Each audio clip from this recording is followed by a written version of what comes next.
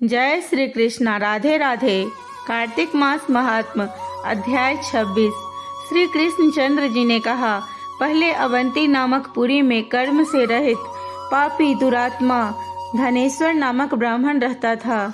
यह रस, कंबल, चमड़ा आदि का व्यापारी तथा झूठ सच बोलने वाला, चोरी, मद्यपान आदि किया करता था।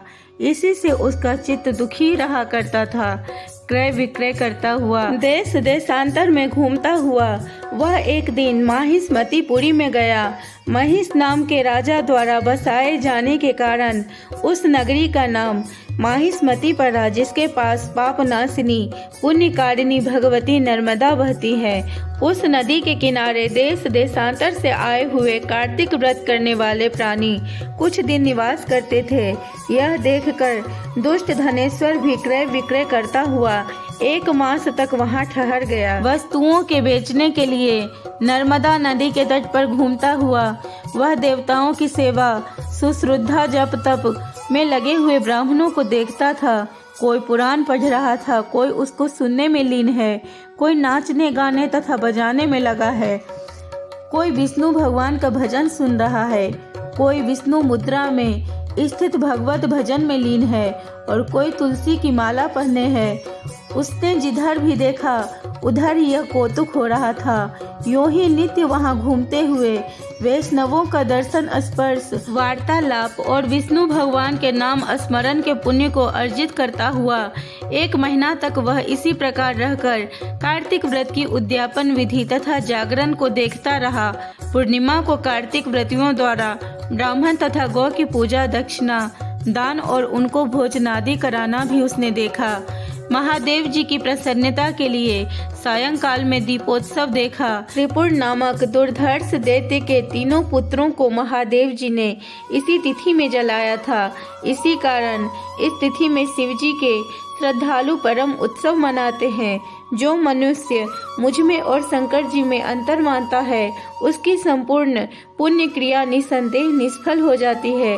वह धनेश्वर वहाँ की पूजा विधि देखता हुआ इधर उधर घूम रहा था कि उसे काले सांप ने काट लिया, जिससे मूर्छित होकर वह पृथ्वी पर गिर पड़ा। उसकी यह दशा देखकर वहाँ दयालु मनुष्यों ने उसे चारों ओर से घेर लिया और वे उसके मुख में तुलसी दल मिश्रित पानी के छींटे देने लगे। जब उसका प्राणांत हो गया तब यमदूत उसे बांधकर कोरों से मारते हुए यमपुरी को ले गए। उसे देखकर चित्रगुप्त ने यम से कहा कि इसने बाल्यकाल से लेकर आज तक बिल्कुल कुकर्म ही किया है। इसके जीवन काल में पुण्य का कहीं लेस मात्र भी नहीं दिखाई देता और इसके पापों की संख्या को मैं 1 वर्ष में भी कहने में असमर्थ हूँ। यह साक्षात पाप मूर्ति ही दिखाई देता है। इसको 1 कल्प पर्यंत घोर नरक में रखना चाहिए।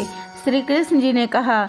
यह सुनकर यमराज ने अति क्रोधित होकर वज्र के समान कठोर वचन और कालाग्नि की भांति अपना विकराल रूप दिखाते हुए अपने अनुचरों को आज्ञा दी। यम ने कहा, हे प्रेत सेनापतियों, इस दुष्ट पाप मूर्ति पर मुकद्दरों का प्रहार करते हुए इसे कुंभीपाक नरक में ढकेल दो। श्री कृष्ण जी ने कहा। यह सुनते ही प्रेतपति अपने मुकद्दर से सिर फोड़ते हुए ले गए और उबलते हुए तेल की कढ़ाई के कुंभीपाक में उसे गिराया।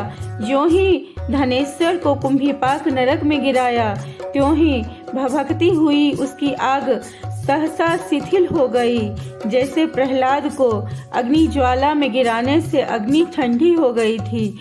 इस विचित्र घटना को देखकर प्रेतपतियों ने विस्मित होकर यमराज से सारा वृतांत कह सुनाया।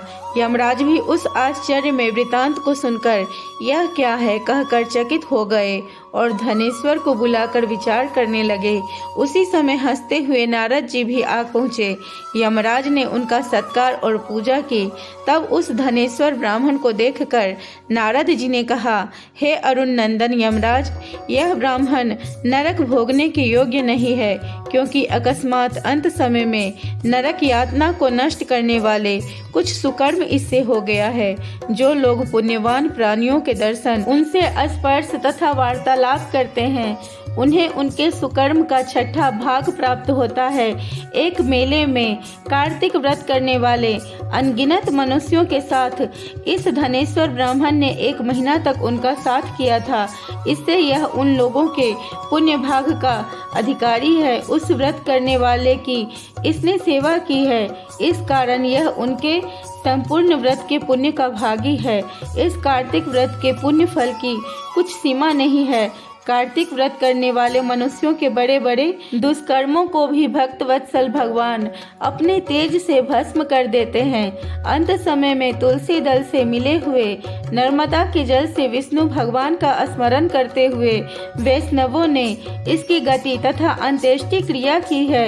इससे समस्त पापों से रहित हो जाने के कारण यह अच्छी गति पाने का अधिकारी है। और जिस प्राणी पर वैष्णवों की दया हो जाती है वह कदापि नरक नहीं भोग सकता है।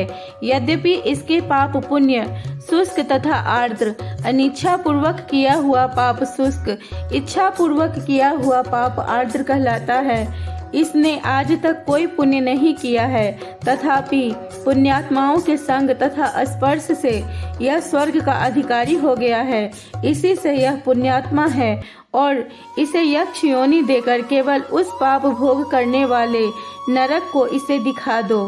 श्री कृष्ण जी ने कहा, जब ऐसा कहकर नारद जी चले गए तब नारद जी के कहने से उसे पुण्यात्मा समझते हुए यमराज ने संपूर्ण नरकों को दिखाने के लिए दूतों को नियुक्त किया। जय श्री कृष्ण। राधे राधे।